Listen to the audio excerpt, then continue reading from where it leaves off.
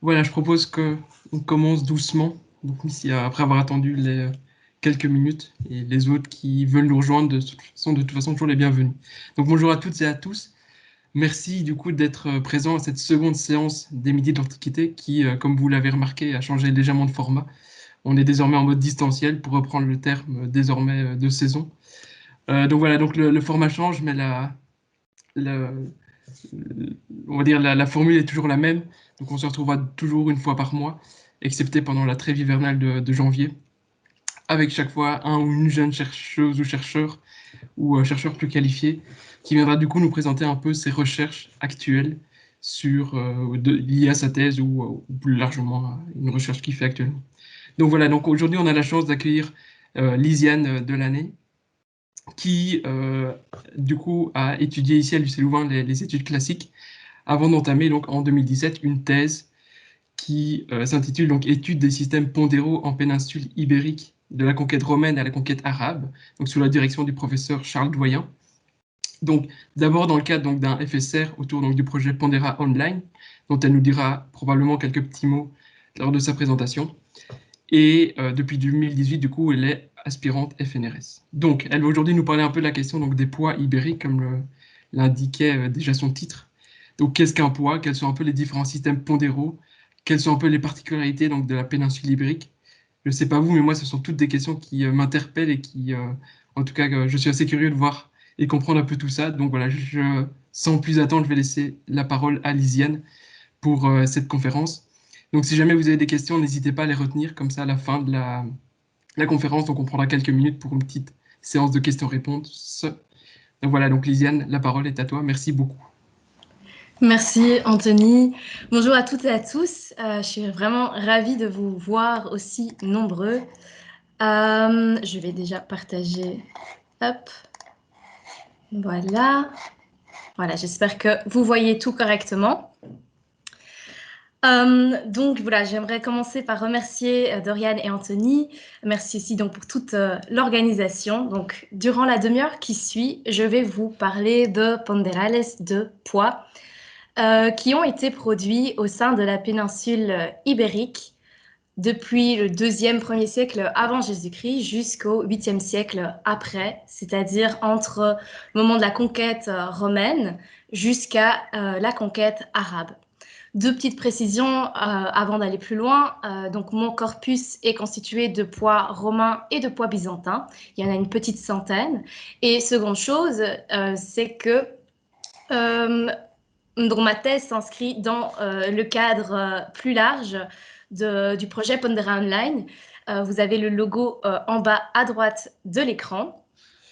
Donc, avec mes collègues Louise et Damien, sous la supervision de Charles Doyen, nous tentons de rassembler tous les poids antiques et médiévaux produits entre le milieu du 6e siècle avant Jésus-Christ jusqu'au milieu du 15e siècle après Jésus-Christ dans une database online, donc une base de données en open access que je vous invite à visiter. Donc, nous allons commencer par définir ce qu'est un poids. Je vais également vous parler de quelques points de méthodologie avant de passer à des cadres géographiques et chronologiques, et puis nous plongerons dans le corpus. Et pour commencer, je vous emmène chez mes parents, dans le hall d'entrée. Bienvenue. Vous avez donc cette balance et ce set de poids. Alors évidemment, ce n'est pas une balance de l'Antiquité, c'est une balance moderne.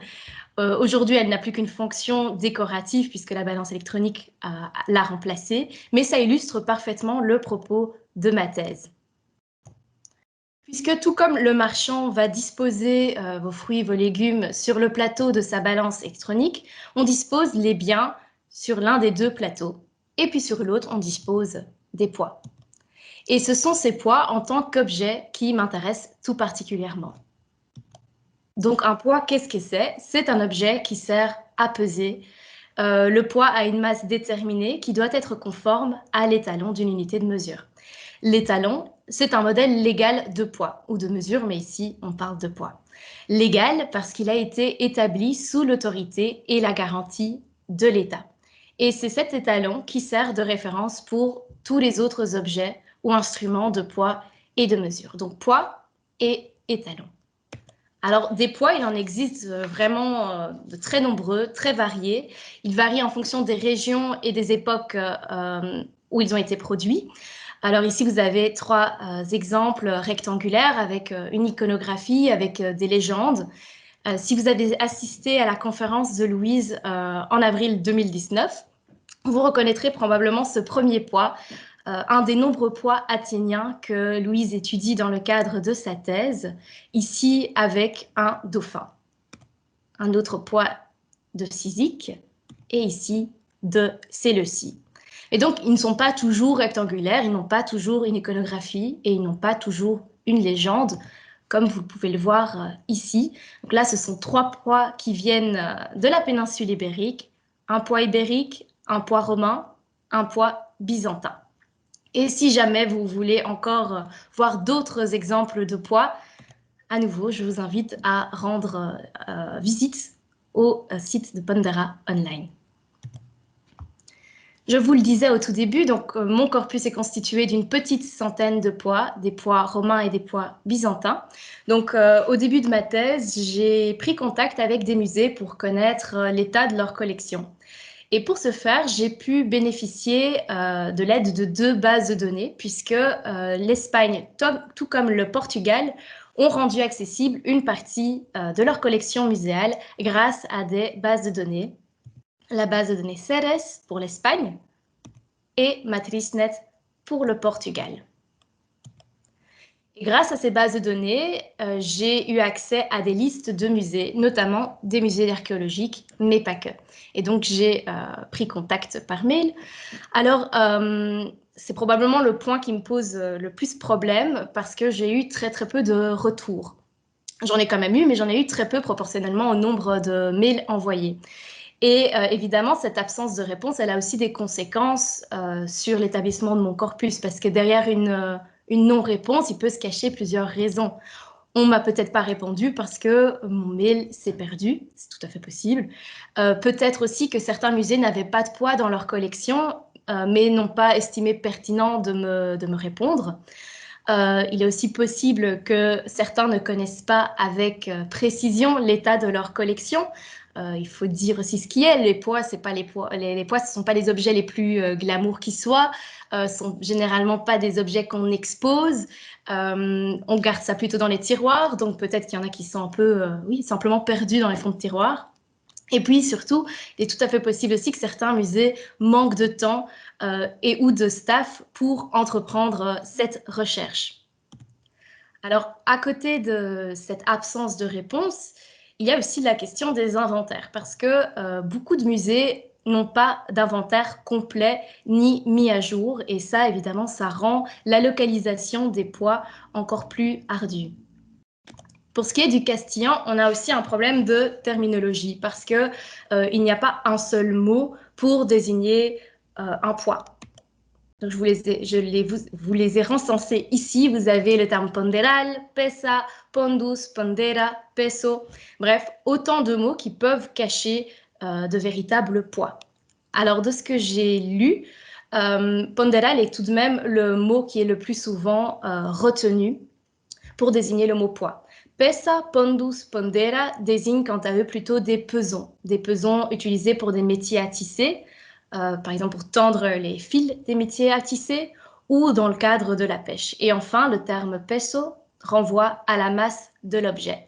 Et donc derrière ces 5 termes, on est susceptible de trouver des poids. Parfois, les poids sont également simplement décrits comme objets de métal. Donc, il n'y a vraiment pas d'harmonisation du tout et ça rend la localisation des poids vraiment très compliquée. Alors, j'ai intitulé ma communication El Ponderal. C'est un petit clin d'œil à une association culturelle qui s'appelle réellement El Ponderal, une association qui se trouve non loin de Madrid, qui s'appelle El Ponderal parce qu'ils ont trouvé un poids dans un site archéologique qui s'appelle La Cabilla. Et vous l'avez d'ailleurs à l'écran. J'ai déjà mentionné donc l'absence de réponse, le problème des inventaires, la terminologie. Il me reste à vous parler des collections privées et des fouilles. Parce qu'il est tout à fait possible, évidemment, que des poids se trouvent dans des collections privées dont je n'ai peut-être pas idée ou auxquelles je n'ai pas accès. Et il en va de même pour des fouilles plus récentes qui ne sont pas encore publiées, par exemple. Ceci étant dit, nous passons tout de suite à la péninsule ibérique. La voici. Elle est essentiellement constituée des États modernes de l'Espagne et du Portugal.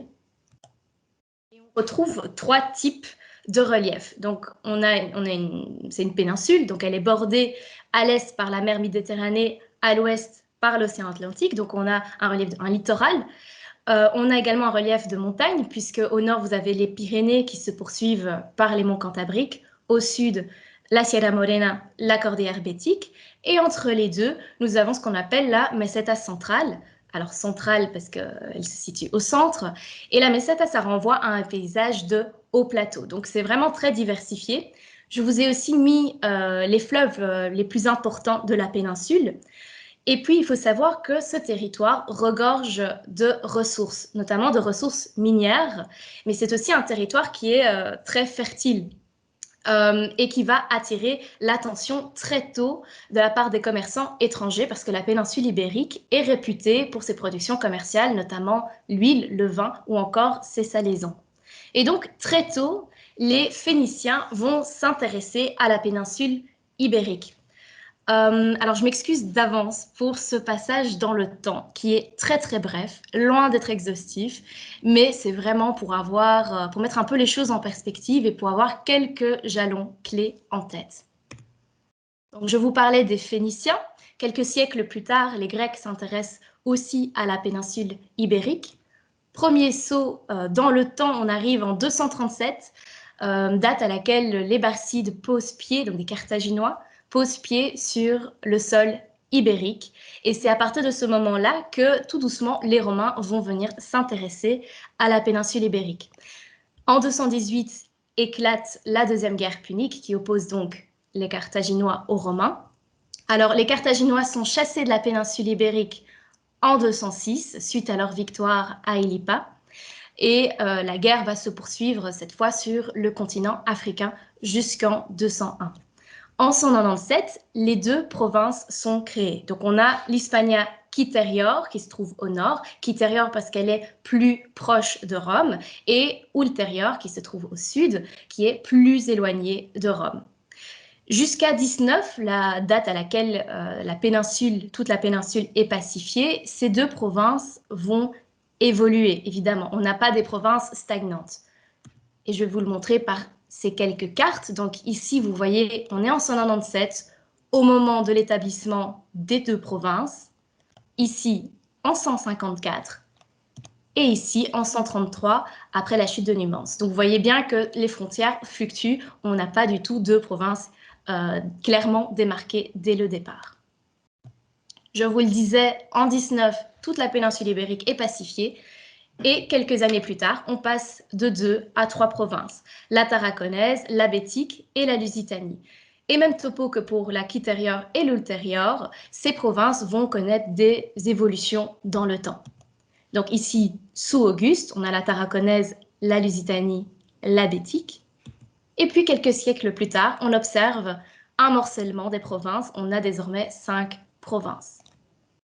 On continue notre saut dans le temps, on est au 5e siècle, des peuples germaniques envahissent la péninsule ibérique, mettent à mal le pouvoir, des Vandales, des Suèves, mais surtout des Wisigoths.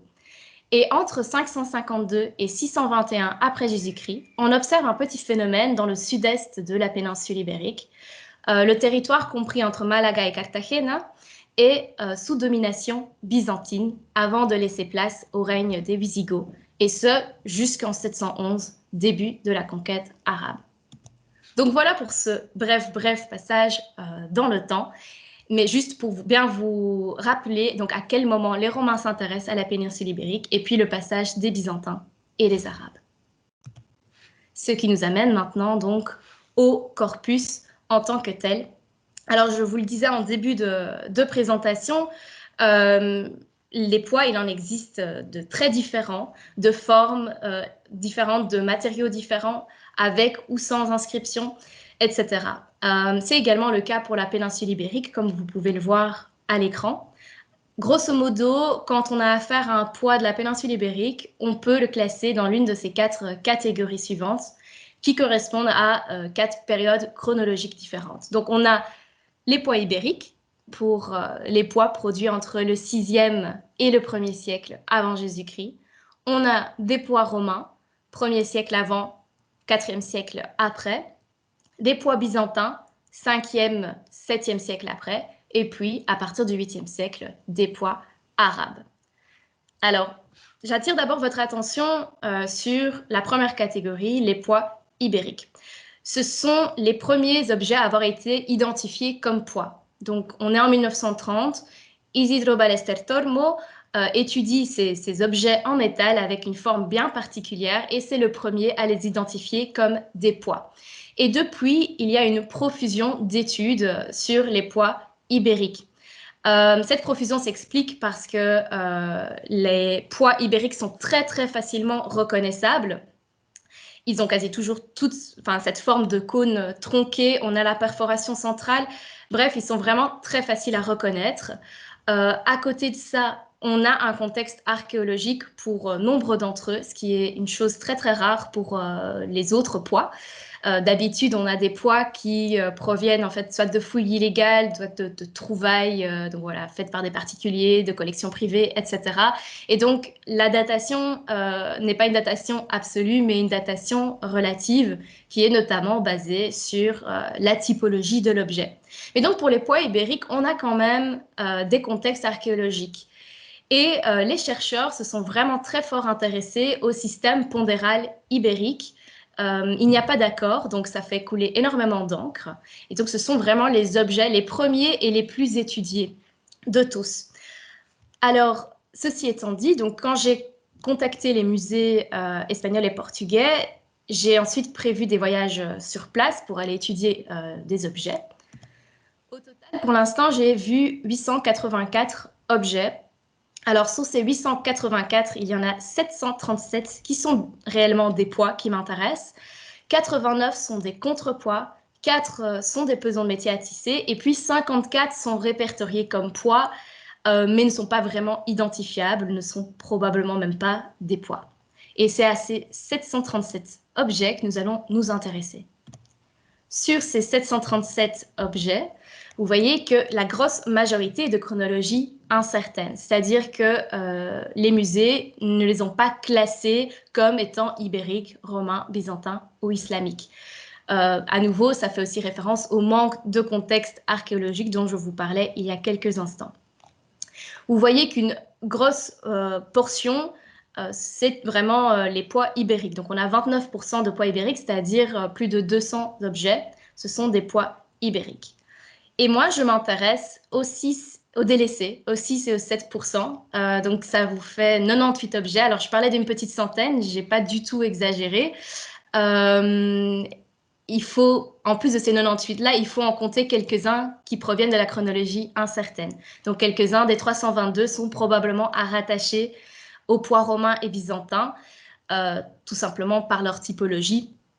Donc, voilà. Et outre ces poids-là, il faut tenir compte également de 82 autres poids romains et byzantins qui sont signalés, alors, soit dans la littérature scientifique, soit dans des inventaires de musées. Malheureusement, sur ces 82, je sais déjà qu'il y en a 15, une petite quinzaine de perdus. Donc voilà, si vous faites le calcul, il m'en reste 67 à voir. Et je les ai mis ici sur la carte. Vous voyez les 67, la répartition des 67. Vous pouvez tout de suite remarquer que les îles Baléares présentent un grand nombre de poids. Donc on en a 39 pour les deux. C'est énorme. Donc, vous avez ici en orange les Byzantins, en vert les Romains. Vous constatez que pour le reste, en fait, on a très souvent 1, voire 2, et si on est très très chanceux, 3 ou 4 poids. Ça, c'est vraiment typique pour l'étude des poids en péninsule ibérique, c'est-à-dire qu'on a des poids plic-ploc, et ça rend l'organisation et l'étude toujours un peu compliquée parce qu'il faut se déplacer pour parfois un seul objet sans être totalement sûr que l'objet en question soit véritablement un poids.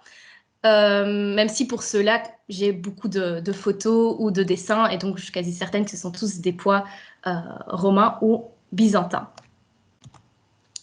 Alors, intéressons-nous maintenant aux formes. Je vais commencer donc par le cône tronqué qui est caractéristique des pois ibériques. Donc, je vous ai mis aussi la photo en profil. Comme ça, vous voyez bien qu'il s'agit bien de cônes dont les bases supérieures comme inférieures ont été tronquées. Autre caractéristique que j'ai déjà mentionnée, mais c'est la perforation centrale que vous observez sur chacune de ces 3 images, y compris sur la dernière. La dernière, en fait, la perforation a été remplie bouchée par l'adjonction d'un autre métal, peut-être pour en modifier la masse. Alors, on a également, sur le même principe, des sphères tronquées. Donc, à nouveau, c'est une sphère dont les bases supérieures et inférieures ont été tronquées, typiques des pois romains. On rencontre également des cup nested weights. Ce sont des pois en forme de coupelle ou de gobelet qui s'imbriquent les uns dans les autres. On rencontre quelques pois en forme d'animaux, principalement en forme de sangliers. Et puis, typique des pois byzantins, des pois circulaires ou rectangulaires. Et enfin, des polygones. Les pois arabes sont typiquement en forme de polygone, surtout hexagone, octogone, mais aussi des variantes. Donc, voilà pour les formes. Vous voyez qu'il y en a vraiment de très différentes. En ce qui concerne les matériaux maintenant, on en trouve principalement 3. Donc, on a du plomb, des alliages cuivreux et des types de roches. Les pois byzantins sont presque toujours en alliage cuivreux. Les pois romains sont souvent en alliage cuivreux ou faits à partir de roches. Plus le pois est grand, plus il est susceptible d'être directement fabriqué à partir de la roche. Mais on rencontre aussi des tout petits objets faits en roche. Donc par roche, je veux dire de la serpentine, du basalte, des roches plus calcaires, du marbre, etc. Alors, je vous ai dit, donc ma recherche se focalise sur les pois romains et byzantins, et c'est là-dessus que nous allons poursuivre en nous intéressant tout particulièrement aux inscriptions, l'absence ou la présence d'inscriptions. Alors, les pois byzantins sont systématiquement inscrits. Vous voyez qu'ils sont richement décorés et ils portent leur dénomination, c'est-à-dire leur valeur pondérale. Donc liées à leur masse. Pour les pois romains, on n'a pas systématiquement une inscription. Quand on l'a, c'est juste la simple dénomination, exprimée par des petits points incisés ou des incisions, ou par, comme ici, des lettres grecques. Mais on a aussi un grand nombre de pois romains qui ne portent juste aucune inscription. Ils sont anépigraphes. Je vous parlais de dénomination, de valeur pondérale. Je crois qu'il est temps maintenant de s'intéresser de plus près au système pondéral romain pour connaître les différentes dénominations. Alors, le système pondéral romain, il est basé sur la livre, libra en latin. La livre, elle pèse aux alentours de 327 grammes et elle est divisible en 12 onces. Une once à une masse de 27 grammes environ. Donc l'once et la livre, ce sont les 2 unités utilisées. Évidemment, on a des fractions et on a des multiples pour chacun d'entre eux. Donc on peut représenter la dénomination par des petits points incisés, comme ici, vous avez 3 petits points incisés pour indiquer un poids de 3 onces. Ici, à gauche de l'écran, vous avez le chiffre romain 3 incisé, un poids de 3 livres, à droite, un poids de 5 livres, et puis 2 exemplaires de poids de 10 livres. Plus tard, on observe également des dénominations exprimées par des lettres grecques. Alors généralement, cette évolution, elle est datée du Bas Empire. Alors, vous voyez qu'on a 2 sigles. Comment est-ce qu'on lit ça? Eh bien, le premier sigle, c'est l'unité employée. Donc ici, vous avez l'unité de la livre, et sur ce poids-ci, vous avez l'once. À côté de l'unité, le second sigle fait référence au numéral. Et là, on utilise l'alphabet grec. Donc, alpha égale 1, bêta égale 2, gamma égale 3, et ainsi de suite. Donc, typiquement, le poids que vous avez à l'écran, c'est un poids qui suit le système libral, suivi de alpha pour 1, donc c'est un poids d'une livre. Alors, vous reconnaîtrez sans doute le set de poids que vous avez sur mon affiche. C'est le seul set de mon corpus Malheureusement, donc on sait où il a été trouvé, mais c'est un particulier qui l'a trouvé, donc on n'a pas du tout de contexte archéologique, mais ça reste quand même un beau set. Alors, on va les passer en revue un à un, comme ça vous aussi, vous deviendrez de parfaits stasmologues. Vous voyez ici ce poids. On voit bien le premier sigle, c'est le sigle qui fait référence à la livre, suivi du gamma pour 3, donc c'est un poids de 3 livres. Le système de la livre, suivi du bêta pour 2 livres. Ça, c'est l'exemple que je vous ai montré, le poids d'une livre. On passe au système oncial avec le stigma pour le chiffre numéral, donc le chiffre 6. Donc, on a un poids de 6 onces. Delta pour 4, 4 onces. Gamma pour 3, 3 onces. On n'a pas le poids de 2 onces. Par contre, on a le poids d'une once avec le alpha. Et le petit dernier que vous voyez tout à droite, c'est un sextula, c'est un 6e d'once qui, lui, n'est pas inscrit. Alors, je vous ai montré jusqu'à maintenant des poids romains qui étaient inscrits, soit avec des petits points incisés, soit avec des lettres grecques. Mais je vous ai également dit que tous les poids romains n'étaient pas systématiquement inscrits. La dénomination, c'est vraiment une valeur qui est hyper importante parce que ça nous permet d'avoir une idée de la masse attendue. Et puis, on peut la comparer avec la masse réelle, la masse actuelle. Parce qu'il faut bien se dire aussi que ces objets sont très anciens et qu'il est très probable que leur masse actuelle diffère de leur masse initiale. Donc, avoir cette donnée, on peut établir une comparaison, donc c'est vraiment utile. La masse peut, une éventuelle différence de masse peut être expliquée par exemple par l'usure au moment de la circulation ou l'usure du temps depuis le moment où l'objet est sorti de circulation et depuis le moment où on l'a retrouvé. L'objet a pu être fissuré, fracturé, on a pu le nettoyer. Enfin bref, autant de facteurs qui expliquent une éventuelle différence de masse. Pour les objets qui sont à l'épigraphe, on n'a pas cette indication. Et donc, évidemment, parfois, ça peut poser problème puisqu'on a juste une masse et parfois, elle ne semble correspondre à rien du tout. Mais donc, par exemple, ici, 3 livres, si on se base sur la livre de 327,45, en sachant que la masse de la livre est généralement considérée entre 325 et 327 grammes, on aurait 982 grammes. Et ici, on voit que l'objet actuel est plus lourd. Il est à 986,9. Une livre, c'est aux alentours de 327,45. Et on voit que l'exemple qui est gardé donc à Séville pèse réellement 327,4. Ici, ce poids de 3 onces, donc on devrait être aux alentours de 80,8 et on est à 82,1. Donc, c'est vraiment une donnée non négligeable. Alors, ça, c'est pour les poids romains.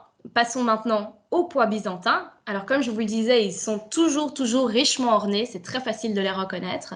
Et on suit la même logique de l'emploi des 2 sigles que vous voyez ici. Donc, on a à chaque fois le premier sigle qui correspond à l'unité utilisée, et puis on a le second sigle pour le numéral. Le système pondéral byzantin, le voici, donc toujours basé sur la livre. La livre est toujours aux alentours de 327 grammes, divisible en 12 onces. Le petit nouveau, c'est le solidus, également appelé nomisma. Alors, le solidus, c'est un 72e de livre et il pèse aux alentours de 4,55 grammes. Donc, je vous le disais, on est vraiment dans la parfaite continuité de ce qu'on vient de voir. Donc, on va avoir le premier sigle qui correspond à l'unité. On a la livre, on a l'once. Alors, remarquez qu'ici, on a une petite évolution graphique. On utilise désormais le gamma majuscule. Sol pour solidus, et puis le nu majuscule surmonté du omicron pour nomisma. La livre, l'once et le nomisma utilisent toujours l'alphabet grec, donc alpha pour 1, bêta pour 2, gamma pour 3, etc.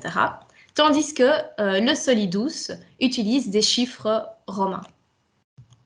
Quelques exemples maintenant. Donc ici, on a l'exemple le plus connu pour les 2 onces. Il se trouve actuellement à Gérone. Vous avez le dessin à droite. Alors, vous reconnaissez donc le sigle pour l'once. Donc, on suit le système oncial ici. On voit après bêta pour 2. Donc, on a bien un poids de 2 onces. Je vous ai à chaque fois mis la masse en dessous et vous pouvez la comparer avec la masse actuelle qui est répertoriée juste en dessous de l'objet.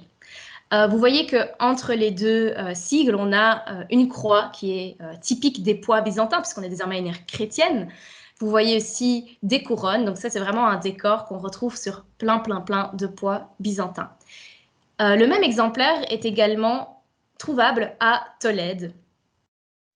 Enfin, un autre exemple de ce poids de 2 onces, c'est un poids non plus circulaire, mais un poids cette fois-ci qui est rectangulaire. Vous avez toujours la dénomination, vous la voyez bien en bas du poids, quasi au milieu. Et puis on a cette fois-ci un décor qui change, on a 2 empereurs qui se tiennent debout, toujours avec 2 croix. Alors vous voyez que normalement on s'attendrait à un poids de 54,5 et ici on est à 55,3. Donc ça correspond.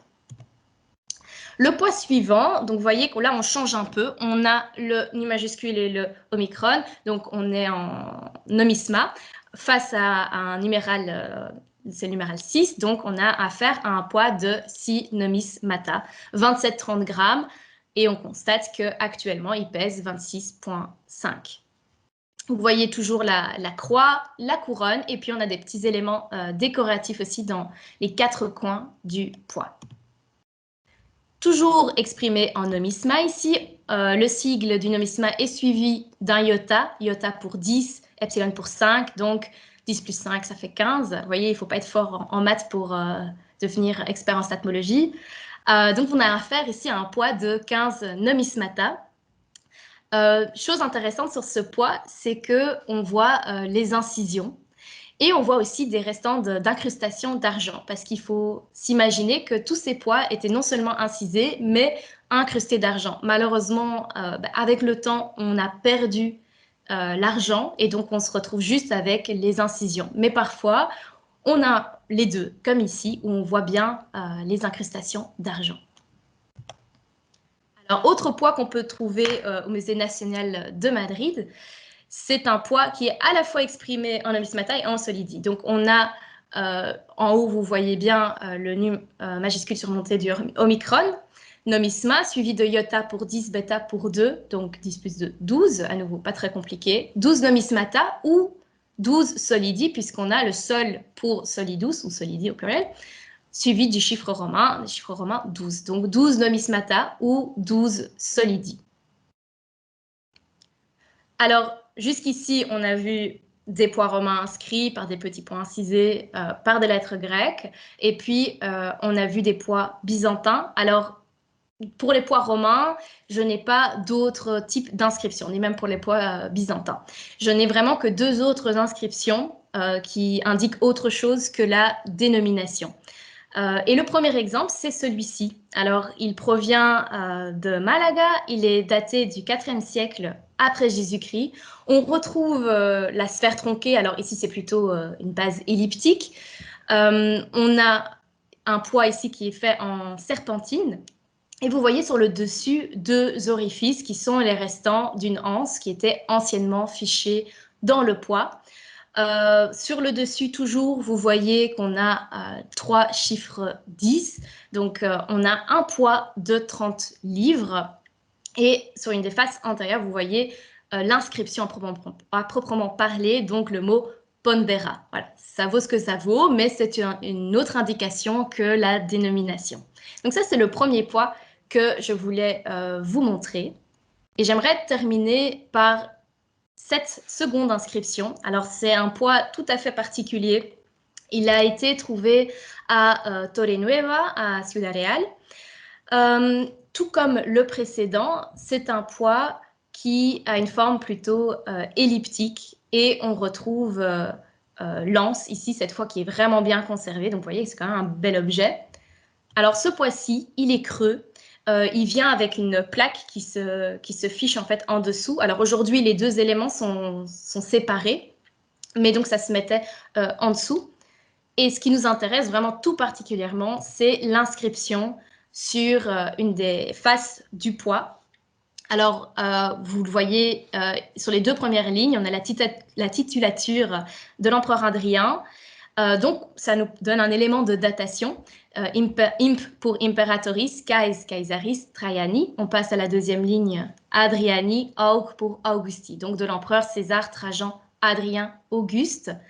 Troisième ligne, vous voyez RP, Res Publica Edebentium, donc la cité des habitants de Edeba. Alors, malheureusement, c'est une cité qu'on n'a toujours pas localisée à l'heure actuelle. Et puis, la dernière ligne, vous avez la lettre P pour Pondo 10. Et donc, c'est d'un poids de 10, donc d'un poids de 10 livres, donc plus de 3 kilos. C'est une inscription qui est vraiment tout à fait particulière, unique en son genre pour ce qui est de la péninsule ibérique, parce que comme vous avez vu, je n'ai pas d'autres inscriptions que la dénomination d'habitude ou des éléments décoratifs. Donc, c'est vraiment tout à fait particulier d'avoir une inscription de cette nature, de cette longueur, et puis de cette précision aussi, puisqu'on la lit parfaitement bien.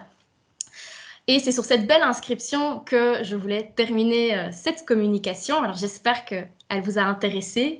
Si vous avez des questions sur la méthodologie ou sur les poids romains, byzantins, voire ibériques, voire même arabes, je suis tout à fait disposée à y répondre. Merci encore d'avoir été présente.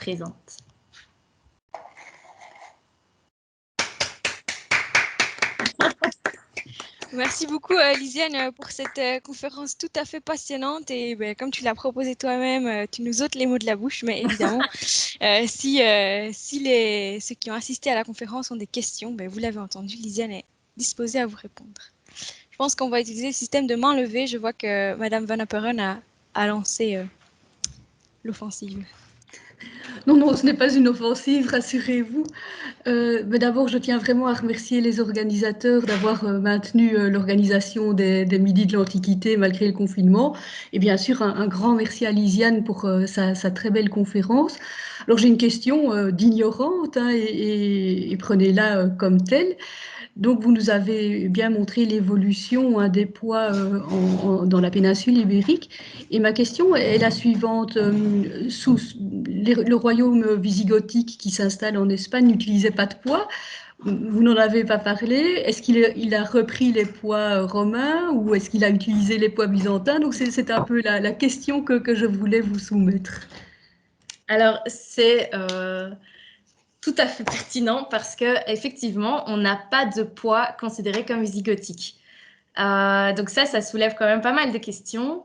C'est vrai que déjà une première question, c'est le nombre de poids romains. Les Romains sont quand même présents pendant très très longtemps en péninsule ibérique, donc c'est très étonnant d'avoir si peu de poids au vu de la présence romaine. Et il en va de même pour les Visigoths en fait. Donc on n'a aucun poids à ce jour qui a été identifié comme typiquement visigothique. Donc est-ce qu'ils utilisent les poids romains? C'est possible. Voilà, c'est une piste que je dois vraiment creuser, mais en tout cas, on n'a pas d'objet. Merci beaucoup. Ça me fait penser à une autre question, si je peux encore en poser une. Vos poids qui sont en métal, est-ce qu'on peut imaginer que le métal aurait été récupéré à d'autres usages et que ça pourrait expliquer le petit nombre, disons, de poids? Est-ce que vous avez réfléchi à ces questions-là? Est-ce que vous auriez des éléments de réponse? Oui, bah, c'est une des pistes qui est invoquée, surtout donc pour pour ceux qui sont en métal, comme vous l'avez dit. Voilà, il n'y a pas vraiment d'explication pour l'instant. Donc, une de mes pistes de recherche, ça va être de pouvoir voir ce qui se passe au niveau numismatique. Mais voilà, c'est clair qu'il faut imaginer que certains points, on peut être réutilisés et voilà, parce que c'est vrai que c'est vraiment tellement un petit nombre, rien que ça, c'est déjà une surprise, quoi. Donc oui, c'est tout à fait une possibilité, mais donc à creuser à ce niveau-là. Merci beaucoup. Merci à vous.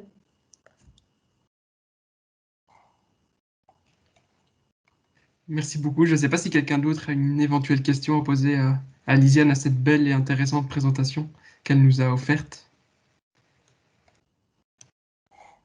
Oui, Madame Van Apperen. S'il n'y a personne d'autre, moi je trouve que c'est vraiment une thématique passionnante et qui a été exposée de manière très claire.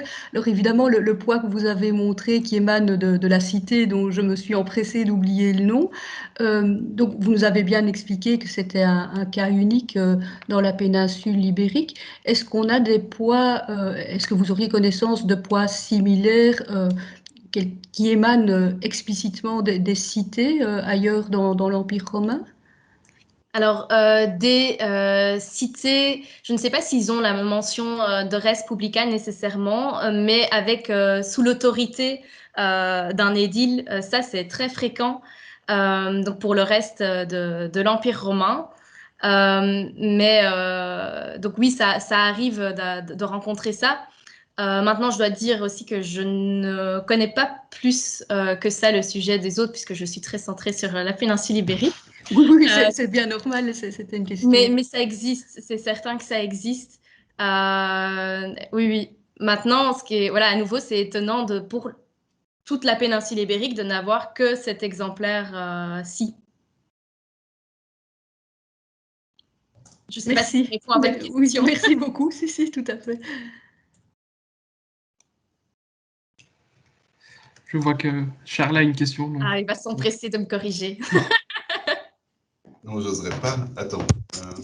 Voilà. Merci Lisiane pour cette communication. Moi, j'ai une question plus générale qui touche au phénomène de romanisation dont on a beaucoup parlé, dont on parlera sans doute encore beaucoup. Donc, dans ce contexte-ci, les Romains apportent non seulement les objets, mais aussi des nouvelles normes pondérales, entre autres, dans la péninsule ibérique. Qu'est-ce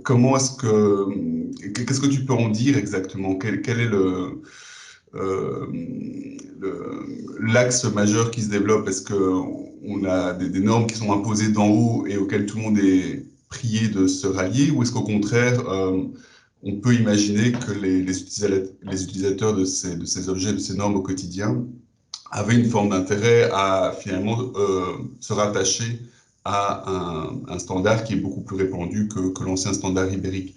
Donc, autrement dit, quelle est la position de Rome par rapport à l'utilisation de ces mesures et de ces poids? Alors, ce qui est certain, c'est que au début, on constate que on a une certaine liberté au niveau des provinces. Donc c'est pour ça aussi qu'on constate qu'on a encore, alors que les Romains sont bien attestés en péninsule ibérique, qu'on a encore des poids ibériques qui sont produits. On le sait par les contextes archéologiques, donc on en a jusqu'au 1er siècle. Mais chose étonnante, ces poids ibériques, on ne les retrouve plus passé le 1er siècle avant Jésus-Christ. Donc à partir du 1er siècle après, on n'en a plus, à ma connaissance. Donc ça montre quand même qu'il y a quelque chose qui se passe à ce moment-là. Entre le 2e et le 1er siècle, il y a toute une série de poids ibériques qui présentent, alors je ne les ai pas montrés ici, mais ils ont une particularité, c'est-à-dire que ils semblent ne pas correspondre au système pondéral ibérique. Alors je vous ai dit qu'il n'y a pas de consensus, mais en tout cas on constate qu'ils ne correspondent pas à ce système quel qu'il soit, mais ils ne correspondent pas non plus au système pondéral romain. Et donc une des théories, c'est que ces poids ont commencé à évoluer et qu'on utilisait un système entre deux qui pouvait à la fois correspondre au système ibérique et à la fois au système romain. Vraisemblablement, le système pondéral romain s'impose au tournant du siècle. Ça semble vraiment évident puisqu'on n'a plus du tout d'autres poids ibériques. Donc je dirais qu'au départ, on a une certaine liberté au niveau local et puis à force que la romanisation avance, eh bien, on a de plus en plus l'emploi des poids romains. Je ne sais pas si ça répond à ta question ou si j'ai un petit peu trop... Je crois qu'il y a encore une thèse à écrire sur le sujet, mais Ouais, c'est vrai, c'est vrai. Alors, Voilà, il y aura plus de résultats d'ici un an, espérons. de Béotien, si je peux aussi, qu'est-ce qu'on pesait avec ces poids? Parce que finalement, beaucoup de poids que tu as montrés sont assez petits en réalité. Est-ce que tu peux nous éclairer, moi et les autres? Euh, Oui, alors ben ça, c'est une bonne question de savoir ce qu'on pesait exactement. Possible qu'on pèse des objets plutôt précieux qui demandent une petite quantité, surtout pour ceux qui sont les objets qui sont, enfin, des poids qui sont très très petits. Maintenant, on a quand même beaucoup de poids romains qui sont très grands. Alors, je ne les ai pas montrés dans le cadre de cette communication, simplement parce qu'ils sont la plupart en épigraphe. Mais donc, on en a beaucoup quand même en pierre qui servent à peser des denrées plus importantes et qui nécessitent peut-être moins de précision, peut-être moins précieuses aussi. Merci. Je crois que Dorian. Oui, tout à fait, puisqu'on se permet des questions de béotiens, alors j'en ai aussi dans ce cas-là sur cette conférence vraiment passionnante, je le répète, merci beaucoup. La première question, c'était sur tout ton problème de terminologie que tu nous as expliqué vraiment au début.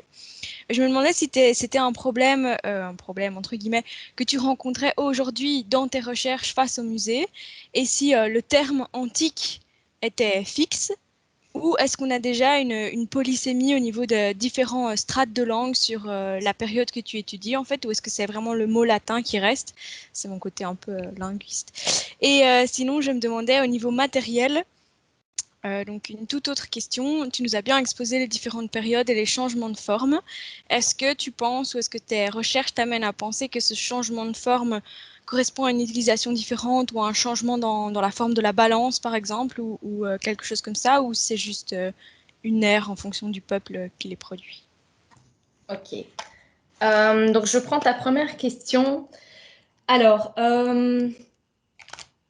clairement, quand je parlais du problème de terminologie, c'est un problème que je rencontre au niveau moderne, hein, parce que ben voilà, c'est des termes totalement castillans, même si vous aurez remarqué qu'ils utilisent aussi le mot pondus et le pluriel pondera, sans savoir nécessairement que c'est un pluriel. Donc ils utilisent ce terme-là, mais c'est pas vraiment avec la connotation latine que ça a. Alors, je pourrais difficilement répondre à cette question. Je ne pense pas qu'il y ait de polysémie à l'époque. Après, j'ai pas beaucoup de textes régionaux, donc j'ai très peu de sources épigraphiques avec les termes anciens, que ce soit latin ou grec. Mais donc, je ne pense pas qu'il y avait ce problème de polysémie. C'est quelque chose qui est moderne. Voilà, c'était vraiment un problème spécifique dans les musées et dans la littérature scientifique aussi. Et ça, c'est peut-être plus problématique quand on fait des recherches, c'est de voir que même au niveau scientifique, il y a encore un manque d'harmonisation. Je ne sais pas si ça répond déjà à ta première question. Oui, tout à fait. Merci. Ok, ça va. Alors, on peut passer à la seconde. Au niveau du changement de forme, ben, oui, en fait, c'est peut-être pas aussi direct que ça. C'est pas on passe de l'un à l'autre et du coup, il y a un changement de forme. Après, on le constate. Donc, faut être très prudent, évidemment, mais force est de constater que on change de forme et qu'on va vers différentes formes qui sont propres à différentes régions. Après, au niveau de l'emploi, je ne suis pas certaine que ça ait une incidence. Parce que les objets, c'est toujours un peu difficile de se rendre compte, mais la plupart de ces objets sont vraiment petits. Donc certains étaient à la taille, mais si je vous le mets à la taille, en fait, vous ne voyez rien, même sur le PowerPoint. Donc j'ai un peu agrandi pour pouvoir voir les dénominations et les différents éléments euh, qui ornent le poids. Mais il faut bien s'imaginer que parfois, on a c'est des petites choses comme ça, ou enfin, vraiment minuscules. Donc je pense pas. Je pense que ce qui est plus intéressant de regarder, c'est peut-être la masse qui nous donne plus une indication qu'au niveau du poids, parce que ce soit une petite sphère tronquée ou un rectangle sur le plateau, ça ira de toute façon. Donc je pense que ça n'a pas d'incidence à ce niveau-là.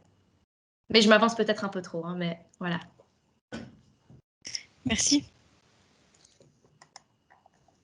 Je ne sais pas qui d'autre avait encore levé la main. Je pense que pour le moment, c'est tout. Je ne sais pas si quelqu'un d'autre ouais. a une autre question éventuelle à Lisiane. Oh. À mon avis, tu as répondu à toutes les questions, même celles qui n'étaient pas imaginées. Donc, merci beaucoup à toi et encore merci pour cette présentation. Du coup, j'en profite déjà pour annoncer la prochaine conférence qui aura lieu, que je ne me trompe pas dans les dates, en décembre, mais je reprends, je l'ai plus sous les yeux, voilà, qui aura lieu du coup le 7 décembre. Alors, probablement également en ligne, vu la situation, mais voilà, donc on retrouvera Laura Alvarez pour la question donc, de la recherche du teint perdu, l'histoire du miroir à l'époque de la Taine. Voilà, donc même rendez-vous, 13 h pour cette conférence. On a d'habitude l'occasion de partager un petit verre. En cette condition-ci, c'est également un peu plus compliqué. Mais voilà, n'hésitez pas à prendre un café virtuel si vous le souhaitez pour continuer et partager cette conférence et ces midis de l'Antiquité. En tout cas, un grand merci pour d'être aussi nombreux malgré les changements de forme et les quelques improvisations nécessaires pour l'organisation. Voilà, donc un grand merci encore à Lisiane et à tous les participants qui ont libéré 1 heure de leur temps pour cette conférence. Merci à tous. Et merci surtout pour l'organisation. Et au 7, du coup.